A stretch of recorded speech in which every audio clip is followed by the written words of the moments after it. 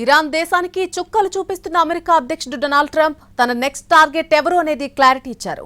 ఇరాన్పై యుద్ధం చేస్తూ ఈ దేశంపైన ప్రస్తుతం ఫుల్ ఫోకస్ చేసినట్టుగా డొనాల్డ్ ట్రంప్ తాజాగా కీలక వ్యాఖ్యలు చేశారు. ఇది అయిపోయిన తర్వాత వెంటనే క్యూబా సంగతి చూస్తానంటూ వైట్ హౌస్ లో జరిగినటువంటి ఒక ఈవెంట్ లో ప్రకటించారు.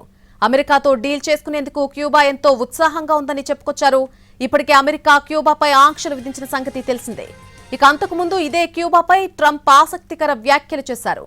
స్నేహపూర్వకంగా క్యూబాను దక్కించుకునే అవకాశం ఉందని ట్రంప్ వెల్లడించారు. అయితే లేటెస్ట్ గా క్యూబా సంగతి చూస్తామంటూ ట్రంప్ సీరియస్ వార్నింగ్ ఇవ్వడం హాట్ టాపిక్ గా మారింది.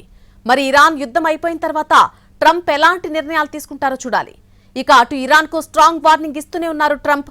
ఇరాన్లోని సైన్యం, ఐఆర్జీసీ పోలీసులు ఆయుధాలు వదిలేయాలని మరోసారి పిలుపునిచ్చారు. పోరాటంతో ప్రాణాలు పోవడం తప్ప ఇంకేమీ ఉండదని వార్నింగ్ కూడా ఇచ్చారు.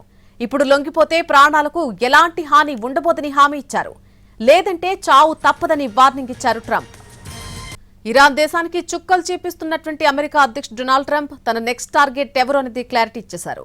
ఇరాన్పై యుద్ధం చేస్తూ ఈ దేశంపైన ప్రస్తుతం ఫుల్ ఫోకస్ పెట్టినట్టుగా డొనాల్డ్ ట్రంప్ తాజాగా కీలక వ్యాఖ్యలు చేశారు. ఇది అయిపోయిన తర్వాత వెంటనే క్యూబా సంగతి చూస్తానని వైట్ హౌస్ లో జరిగినటువంటి ఒక ఈవెంట్ లో ప్రకటించారు. అమెరికాతో డీల్ చేసుకునేందుకు క్యూబా ఎంతో ఉత్సాహంగా ఉందని చెప్పుకొచ్చారు. ఇప్పటికే అమెరికా క్యూబాపై ఆంక్షలు విధించిన సంగతి తెలిసిందే. అయితే అంతకు ముందు ఇదే క్యూబాపై ట్రంప్ కొన్ని ఆసక్తికర వ్యాఖ్యలు చేశారు. స్నేహపూర్వకంగా క్యూబాను దక్కించుకునే అవకాశం ఉందని ట్రంప్ వెల్లడించారు. అయితే లేటెస్ట్ గా క్యూబా సంగతి చూస్తాం అంటూ ట్రంప్ సీరియస్ వార్నింగ్ ఇవ్వడం హాట్ టాపిక్ గా మారింది. మరి ఇరాన్ యుద్ధం అయిన తర్వాత ట్రంప్ ఎలాంటి నిర్ణయాలు తీసుకుంటారో చూడాలి. ఇక అటు ఇరాన్ కు కూడా స్ట్రాంగ్ వార్నింగ్ ఇస్తూనే ఉన్నారు ట్రంప్. ఇరాన్లోని సైన్యం, ఐఆర్జీసీ పోలీసులు ఆయుధాలు వదిలేయాలని మరోసారి పిలుపునిచ్చారు ట్రంప్. పోరాటంతో ప్రాణాలు పోవడం తప్ప ఇంకేమీ ఉండదని వార్నింగ్ ఇచ్చారు.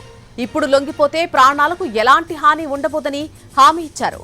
లేదంటే చావు తప్పదని వార్నింగ్ ఇచ్చారు ట్రంప్.